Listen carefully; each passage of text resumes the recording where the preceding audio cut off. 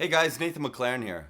I'm very excited to be back with a new video, as it has been a while, and as a player I've changed, my gear has changed, my lifestyle has changed, and it's so cool to see how things such as the new PowerPly heads from Roland, as well as the RT triggers, have expanded and really bridged that solid gap between acoustic drums and electronic drums. I know many of us playing acoustic drums growing up, we always wanted to have that specific bass drum sound or that specific snare drum sound. And how do we get it? How can we achieve that guy's signature sound? Then we notice these triggers on a bass drum or a snare drum or on their toms, creating that signature sound, and it became a lot easier and it started to make sense.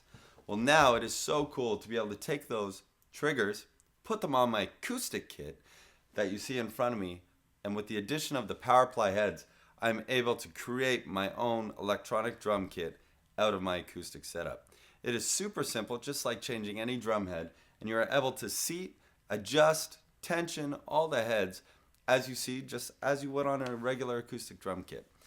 That said, today I have my mesh head from my TD30 on my snare. Why did I do this? When I first posted on social media that I had this new setup coming, and that I was going to be doing something with it, I said, you know what? I'm going to try this and see what happens. Sure enough, I had a gentleman say, listen, I have a KD140. I took the mesh head off and I put that on my snare drum.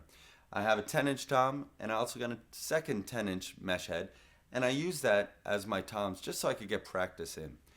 Will this trigger work on this mesh head? Of course it will. So that's why I left it on my snare drum. So I have the PowerPly on my bass drum batter, I have it on my high tom, and I have it on my low tom. It's quite surprising. My first experience with triggers was in a band, and we were using a computer to obviously achieve the sounds, and we were not getting the control that we needed.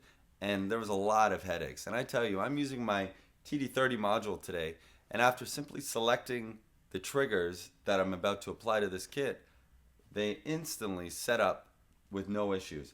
What they do is they literally clamp right onto your rim, just like your traditional drum trigger.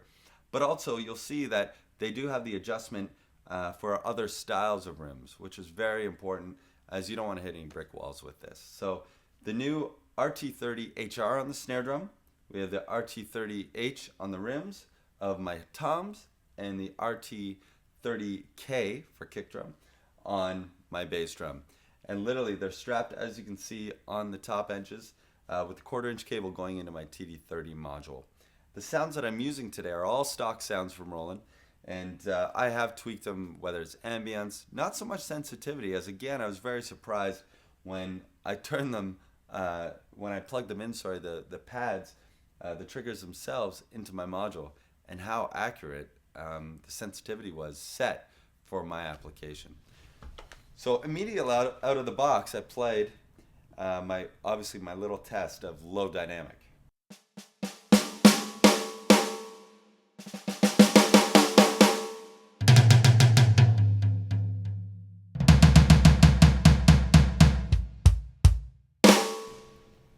Wow, my first impression, very cool.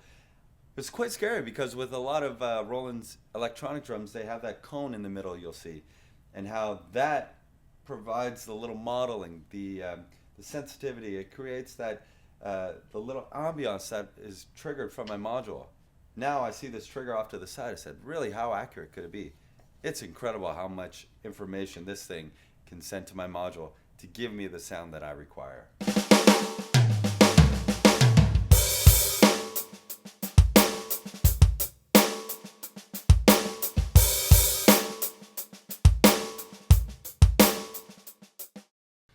The feel is there, the tension that I require is there, and the trigger literally adjusts and is smart enough to provide exactly what you need from your module.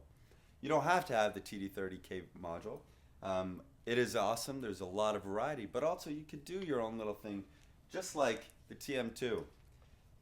Very portable, very small, it packs a lot of punch, and it's very simple to use, which I also like. And obviously you have your trigger 1, trigger 2 input. You could have a side snare drum. You could put this off to the side and use it as an accessory drum, whether it's a drum sound even, Or do you want to put a mesh head and have a tambourine coming out of it? I mean, you don't want to have a cracking snare drum acoustic wise and then have a tambourine for a soft tambourine part, because you will hear that acoustic sound. So why not put a mesh head? Whether it's practicing in small spaces, being able to store one drum set and literally change the drum heads out, it is so cool to be able to have that flexibility and use your kit and maximize on it.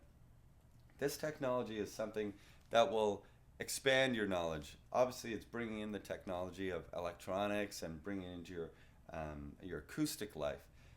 But it is so cool to see how where technology is and how the triggers and the mesh heads really give you that added boost of flavor, of opportunity, and of course your brain starts circling and so many different things can come out.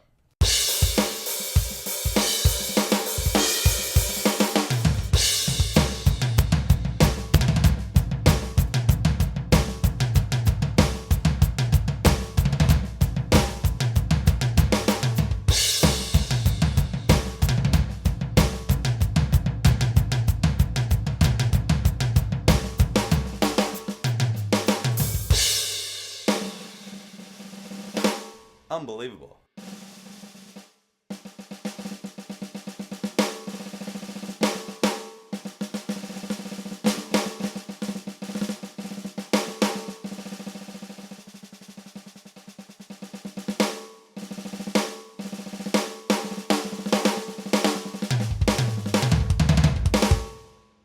It's very cool to play. My brain is racing. I know I'm going to be playing all night. So enjoy the RT triggers from Roland. Check out their mesh heads.